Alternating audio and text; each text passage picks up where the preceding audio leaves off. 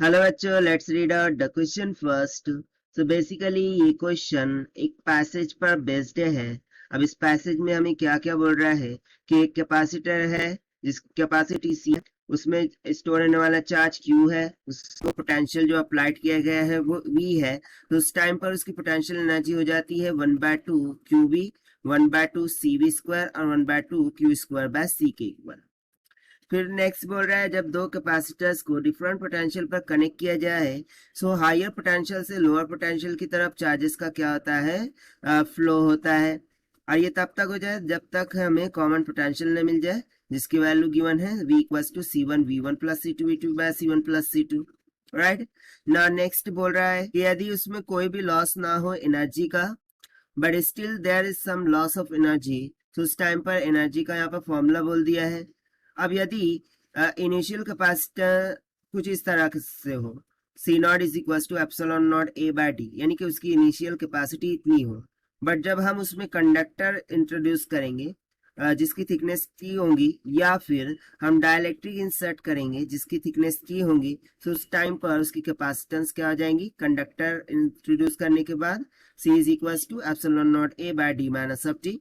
और जब हम डायलेक्ट्रिक इंसर्ट करेंगे तो उसकी कैपेसिटी हो जाएंगी C is equal to epsilon not A by D minus T 1 - 1 by K की, जहां पर कि आप देख सकते हैं डायलेक्ट्रिक कांस्टेंट है। ठीक है, सो इसके अकॉर्डिंग अब क्वेश्चन में बोल रहा है for question two statements are given, one labelled assertion and other labelled reason. So दो स्टेटमेंट गिवन है इस पैसेज से रिलेटेड, एक है असर्शन की तो दूसरी है उसके रीजन की, और हमें चेक करना है कि असर्शन और रीजन ट्रू है या फिर फॉल्स है। और वो जो भी होते हैं उसके अकॉर्डिंग यहाँ पर हमें चार ऑप्शंस गिवन है, A B C and D. So इन चार ऑप्शन में से हमें राइट ऑप्शन को चूज करना है। तो चलिए सबसे पहले हम असर्शन की स्टेटमेंट को रीड करते हैं। सो बोल रहा है when distance between two plates of a charged capacitor is increased, its capacity decreases। यानी कि जब distance between the plate increase होता है तो उसकी कैपेसिटी डिक्रीज होती है। This is because of C equals to epsilon not A divided by D, where symbols have standards meaning। और ये उसका रीजन बोल रहा है कि कैपेसिटी का फॉर्मूला हो जाता है epsilon not A by D, जहां पर A उसका एरिया होता है, the distance between the plates, epsilon not A, epsilon not क्या होता है, परमिटिविटी इन वैक्यूम, सी क्या होता है, कैपेसिटी ऑफ द कंडेंसर। तो चलिए हम इसका सॉल्यूशन देख लेते हैं, but before of that let's talk about the key concept which we are going to use here for this question। So basically यहाँ पर यदि मैं किसी एक कंडेंसर की बात करूँ, सो लेट्स सपोज कि ये एक कंडेंसर है। ठीक है, ये उसकी पैरेलल प्लेट्स हो गई, और इन पैरेलल प्लेट्स के बिटवीन का जो डिस्टेंस है वो ए हो गया, और ये जो पैरेलल प्लेट्स है उनका क्रॉस सेक्शनल एरिया ए हो गया। राइट, सो यदि मैं कंसिडर करूं कि इन कैपेसिटेंस को सेपरेट किया गया है by a vacuum, means there is nothing. Right, so इसके लिए जो परमिटिविटी हो जाएंगी वो एप्सिलॉन नॉट के इक्वल हो जाएंगी, एंड एट दिस टाइम जो कैपेसिटी हो जाएंगी कैपेसिटर की, उसका फॉर्मूला सिंपली क्या हो जाता है, C equals to epsilon not A divided by D, जहां पर एप्सिलॉन नॉट को यदि मैं डिफाइन करूं तो ये हो जाता है permittivity in vacuum. Right, then area A क्या हो जाता है, एरिया ऑफ प्लेट्स, और you can say cross sectional areas of plates. Then D हो जाता है distance between plates, distance between.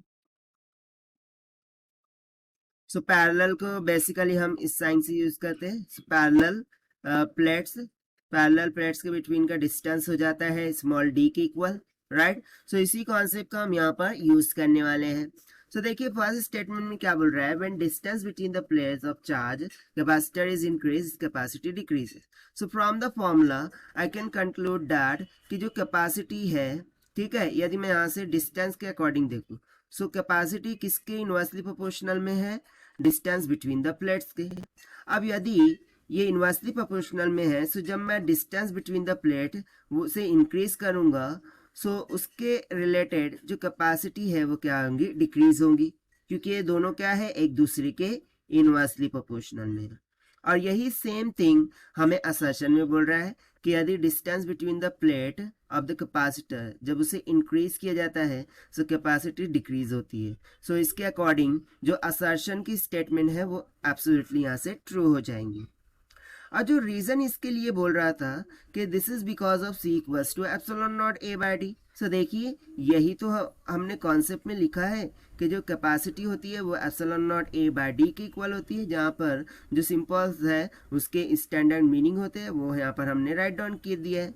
So basically ये रीजन भी क्या हो गया, हमारा ट्रू निकल के आ गया।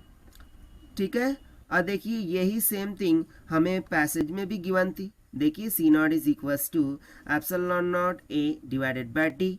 ठीक है, और जब डी को हम इंक्रीज करेंगे सो कैपेसिटी क्या होंगी, डिक्रीज होंगी। ठीक है, सो यहाँ से असर्शन और रीजन दोनों ही क्या हो जाएंगे, ट्रू हो जाएंगे। और जो रीजन है वो एक परफेक्ट या फिर हम बोल सकते हैं करेक्ट एक्सप्लेनेशन है assertion के लिए. So this is what whole about this question which we have solved by using the simple concept of a parallel plate capacitor.